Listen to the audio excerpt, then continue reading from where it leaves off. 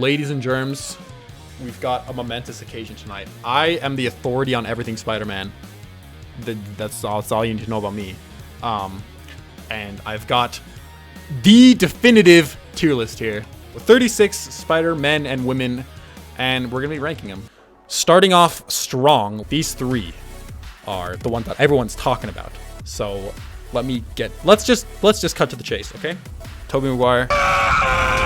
He's kind of a Poindexter nerd, which is like part of his character, but he's like a little too much.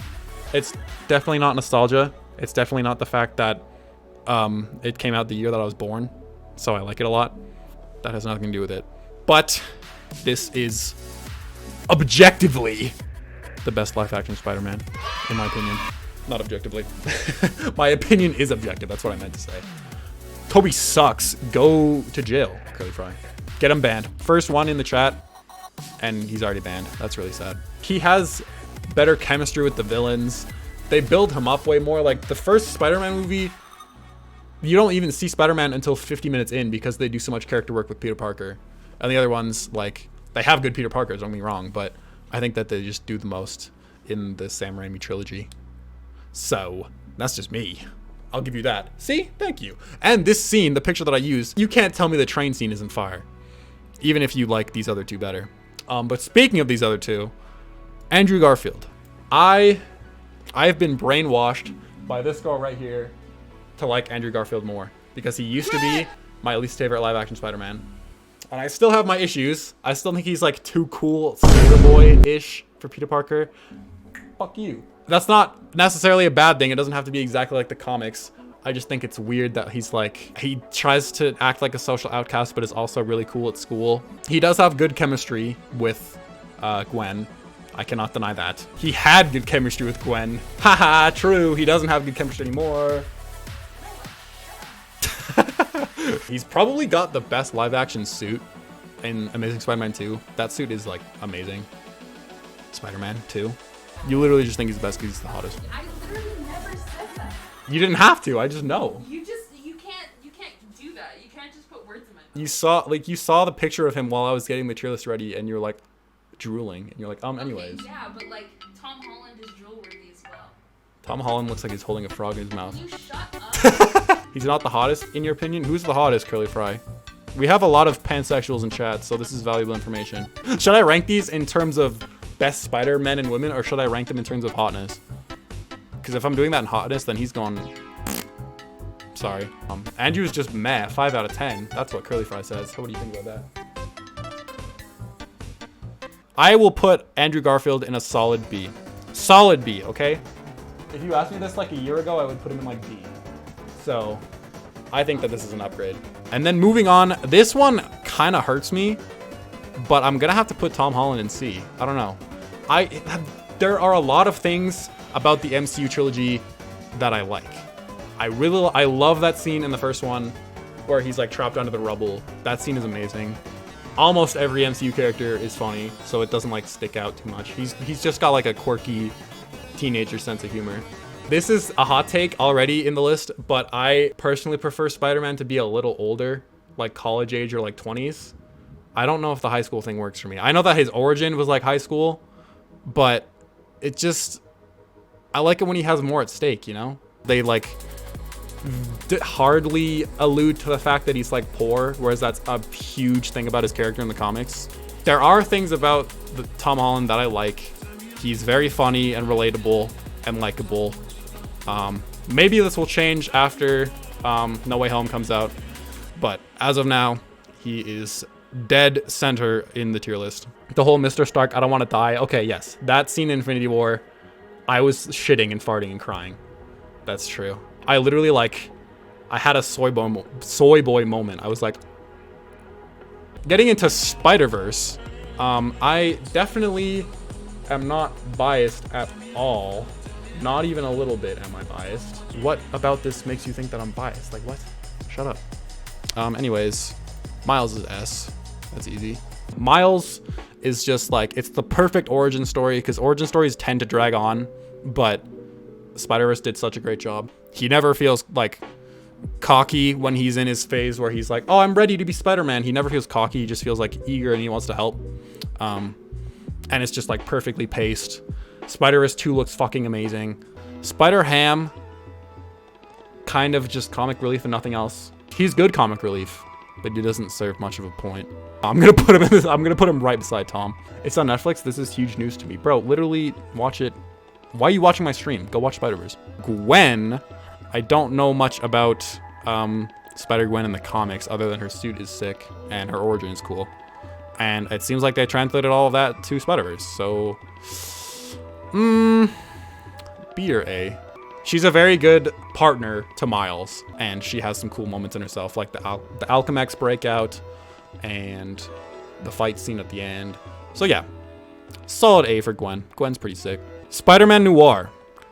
Perfect voice casting, I will say that. Spider-Ham and Spider-Noir are both kind of comic relief, but it just, for some reason, it's funnier with Noir. He's like deadpan serious in the comics. Like he fights Nazis and his parents died and like Vulture. I think Vulture ate Uncle Ben in that continuity. But in Spider-Verse, he's hilarious. So and it works. It's not like cringy. So I'm gonna put him above Spider-Ham because he does Spider-Ham's job but better. Penny Parker in the movie, kind of just nothing to me. I don't know. Like I'm trying to remember what she even does in the movie. She fixes the goober when they break the goober. That's good. Like, I feel like she just didn't have enough screen time, really. That kind of was an issue for, like, all of the other Spider people, but especially Penny Parker. Not bad, but didn't really get him time to shine. Peter B. Parker. I could put him in B for Peter B, but I'm going to put him in Peter A. Parker because he is a funny guy and, like, rides the line between serious and funny perfectly, I would say. And he's just, like... He so does not want to help Miles at first, and then he really does come around. So his arc, I think, is like the second most satisfying in the movie because obviously Miles is the best. But yeah, Peter A. Parker, Peter W. Parker, more like it. In the first scene, he has like a gut, and then for the rest of the movie, the gut disappears, which is kind of sad. Midlife crisis, big chillin'. So Spider-Verse 2 comes out in a year, and I'm already putting Miguel in S.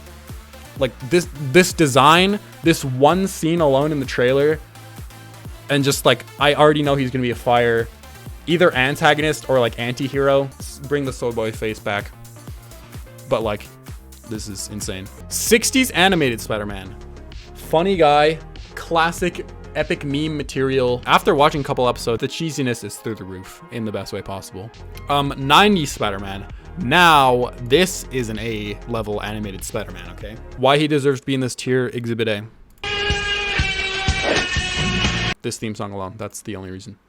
Japanese Spider-Man. This one goes in the same tier as the animated one because he uses a gun. And his suit-up sequence is hilarious. Uses a gun, has a mech, probably gonna appear in Spider-Verse 2. That's all you need to know to put him in B. This one goes in B solely because I haven't even watched this show, but the designs are fire. It's just got good designs, okay? I like that he's got the webbing armpit hair. That was a good thing. They shouldn't have got rid of that. We've got two 616 Spider-Mans down here. We got OG 60s Spider-Man, and then we've got like modern day comics 616 Spider-Man. This one is a pretty direct adaptation of this one. I think it just has like a good mix of personal drama and like actual high stakes. It's like perfect Silver Age comics. It saved Marvel basically as a company. Actually, I feel like for that I should put it in A. Became the face of the brand, obviously, so I would put him in A. Current comic Spider-Man. I don't know why I put them as two separate things, honestly. The Amazing Bagman. Obviously S. Duh. Look at him. Comics Iron Spider. I know that Civil War is kind of a controversial storyline, but I still think that the Iron Spider is sick. Like, it makes sense for the stakes and that point of the story, and it just looks really cool. MCU Iron Spider goes in C because it was hype as hell when it appeared in Infinity War. But then also there's that scene in Endgame where he just activates instant kill and he doesn't even have to try fighting. Like, the legs just kill for him. This high schooler level Spider-Man is okay with killing all of a sudden. Wasn't that like a huge plot point in the first one that he didn't want to? and now he's just perfectly fine with it. I'm glad they benched it in Far From Home. But also the design, it's just like the normal Spider-Man suit, but metal. That's pretty much it. This one looks way cooler. The comics one looks way better. I'm gonna put it in D. They kind of did it dirty, honestly. D for dirty. Speaking of characters done dirty, we've got OG Ben Reilly and current Ben Reilly. The Clone Saga is like probably the second most hated Spider-Man arc.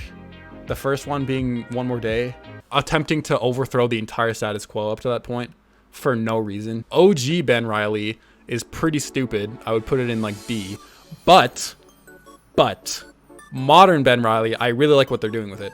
First of all, cooler suit. This suit was cool in the 90s. It's not cooler anymore. Fight me on that. And I really like what they're doing with him in the comics now, because I only know this from TikTok. I don't really read comics that much. Spider-Man is basically like retired right now in the comics, and Ben Reilly is taken over.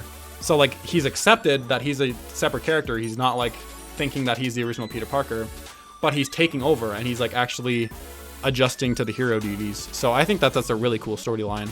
I'm glad they're giving him kind of another chance. Cosmic Spider-Man. What if Spider-Man gets the power of a god for like a day?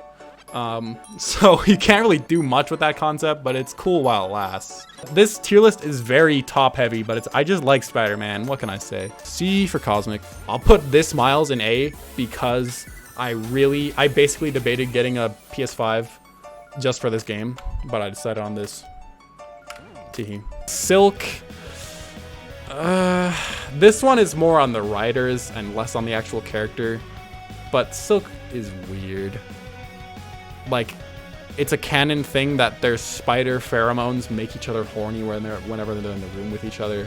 She's got a weird, complicated origin, so she's going next to Ben Reilly. I'm sorry. Six-armed Spider-Man. I just like the fact that there's a what-if story where, like, the spider bite turns him into an actual freak, like impossible for him to live as a normal person anymore. It's like kind of the same as Cosmic Spider-Man, that it's cool for one issue, you know? Cyborg Spider-Man is fucking stupid. It's so, like, I'm sorry. If you think that design is cool, I don't know what to say to you. Dumb. Go back to the drawing board. Try again. May Parker, Spider-Girl, possible future Spider-Man's daughter, who, like, picks up the suit after he's given up crime fighting for a while. Where she, like, finds the suit in the attic when her powers kick in. And it seems pretty cool. It seems like it could go places. Spider-Punk, I really don't like the design. It's like too fake edgy for me. I just think the spikes on the forehead are kind of stupid. But his actual storyline's kind of cool. Spiders Man, S for spiders. For those who don't know, it's a billion spiders that think that they're Peter Parker. Put him in D for dumb, because you're not Peter Parker. You're a bunch of spiders. What's wrong with you?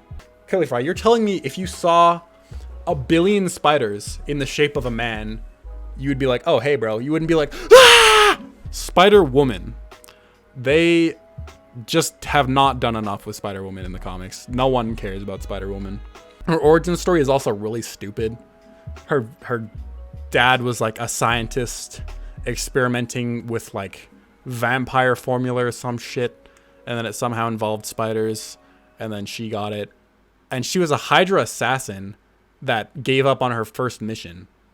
So not very good indoctrination skills, Hydra. All I know about Spider-Woman, she was in Marvel Ultimate Alliance on the Xbox 360, and she made my pee-pee go boing boing when I was 8. Superior Spider-Man, S for Superior. Just a really cool storyline. Doc Ock, the villain, is dying of like old age, and right before he dies, he mind swaps with Peter Parker.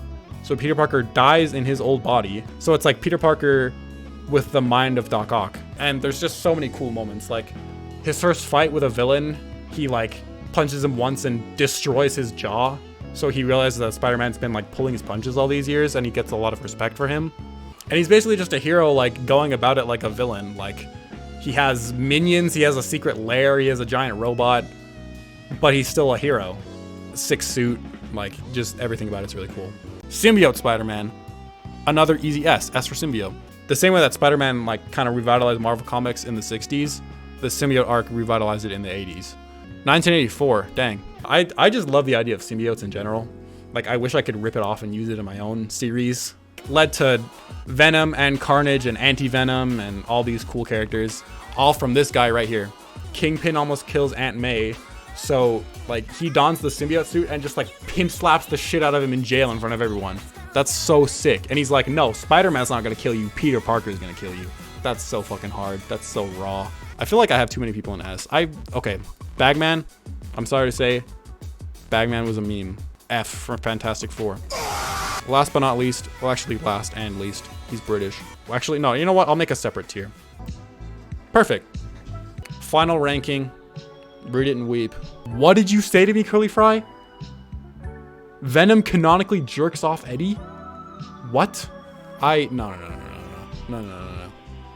I don't want to know. I don't want to believe you. I was going to look it up, but I don't to confirm, but I don't want to look this up. I'm scared. No.